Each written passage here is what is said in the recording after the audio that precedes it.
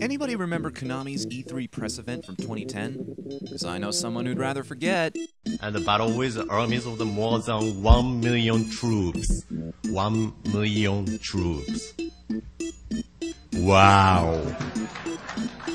Long story short, the whole thing was a total debacle, and that's putting it lightly. I'm thoroughly convinced somebody dared talk Fuji to see if he could create the worst press conference ever. Fails like this simply do not happen accidentally. But out of all the games announced at the showing, only one piqued my most morbid of curiosities. See, contrary to popular belief, the Japanese do in fact have a sense of humor. They roll their eyes at a game like Galgun just as much as us. They're just more open to giving those games a chance.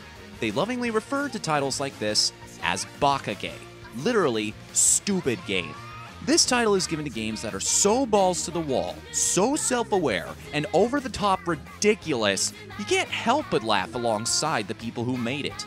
Lollipop Chainsaw falls into this category, and so does today's title, Otomedius Excellent. And yes, it is exactly what it looks like. You don't expect me to talk about the story, do you? It's Japanese schoolgirls fighting aliens in way too little armor to be effective. Do you seriously need context? Okay, in case you're not in the loop, here's a brief history of the Gradius series, and why these girls' existence makes sense.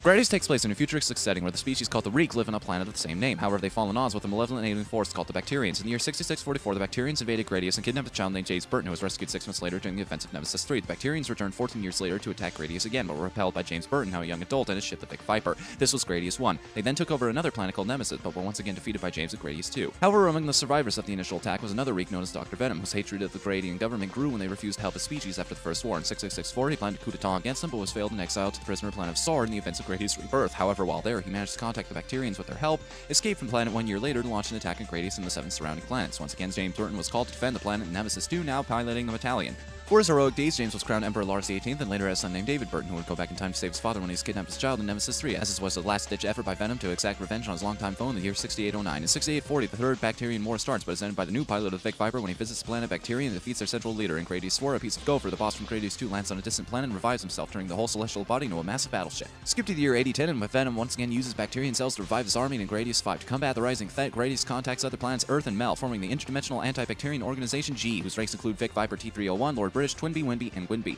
The Earth branch of G is responsible for the creation of the Angel Squadron, who are the main playable characters in Otomedius, whose ships are all modeled after famous spacecraft from throughout the Bacterian Wars. Their true use comes to bear, though, when the Bacterians attack Earth in 2011 AD, and they're sent to stop the impending invasion.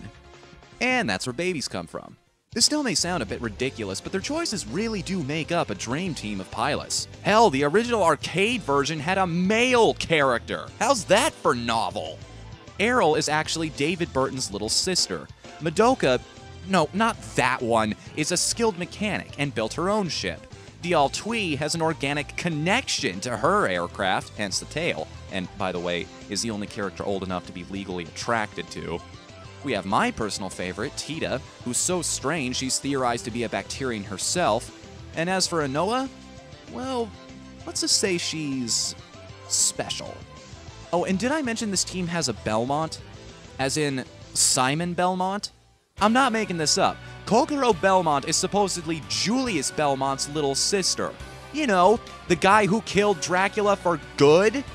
This blows my mind, but only because it creates one more very interesting connection. John Morris from Castlevania Bloodlines is the son of Quincy Morris from Bram Stoker's Dracula.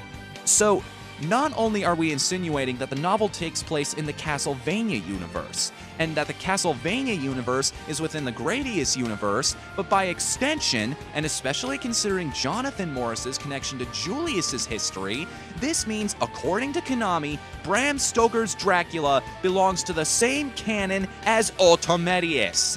Let the Rule 34 commence! Now that I'm through poking fun at the logistics, let's get to gameplay. If you've ever played a Gradius game, you know what to expect here. You're on the left, aliens on the right. Pressing A makes the aliens go boom. The main element that separates Gradius from other shooters, however, is called the option. It's a little pod thing that follows around your ship and behaves differently based on which ship you're piloting. Madoka's options auto-target, Dial's stay in place when you hold the fire button, Tita's can spread their firing pattern outwards and inwards to match the situation, etc. You can also customize your weapons with different layouts depending on your playstyle, so there's tons of replayability based solely on figuring out which combinations of ship, guns, and girl you like best. There are even a few unlockable ships if you beat the story mode on Expert. Now, I play a lot of shooters, but I'm not a big fan of the Gradius series, mostly because traditionally it's been the epitome of the lose-everything mechanic in shooters. We've all been there. You're fully decked out. You're steamrolling through everything coming from the opposite side of the screen.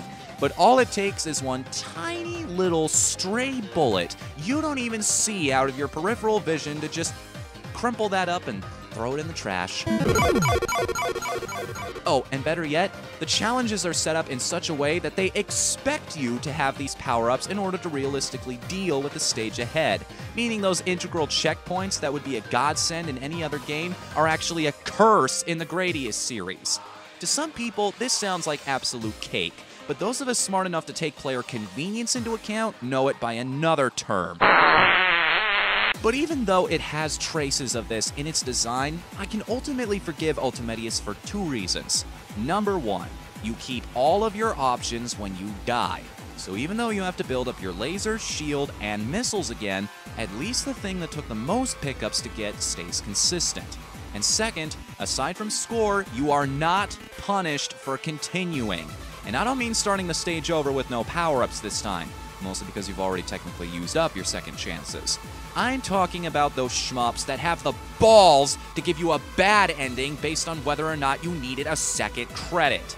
It's like, oh, you want to feel rewarded for all the time you've sunk into learning the mechanics? You want closure that the effort you spent learning the stages up till now was worth something? Too bad! Start all over from the very beginning and try again! If you're gonna pull that crap, why even give me the option of continuing in the first place? Quit yanking my chain and wasting my goddamn time! Otomedius lets you unlock its hidden characters even if you spent a continue or two doing it, and I can really respect that. Save that 1cc nonsense for the leaderboards. Now you'll notice I'm not really making a lot of the jokes and criticisms you think I would, but that's only because I realized doing so would be missing the point. Especially today, gamers have a tendency to lose their shit over the stupidest, most inconsequential events possible. This is the community that started something resembling activism because an artist decided to end their story the way they wanted to. That's why I think the world needs more Bakage. You can't take these games seriously. You're not supposed to. Nobody, during any point of the development of Otomedius, had the honest intent of you considering it as a thoughtful contribution to the advancement of the medium. It's like Katamari Damacy. The game is almost beyond review, because if you don't immediately fall in love with the concept, you're not gonna like it, period. Mostly because you're an extremely boring person with no sense of humor. That's the beauty of games like this. They force even the most cynical, unsatisfiable, whiny little bitch to step out of their comfort zone and approach it on its own terms. So turn off your brain at the door, unleash the inner moron in you, and have some good old-fashioned fun with Otomedius Excellent. Trust me, it's quite liberating.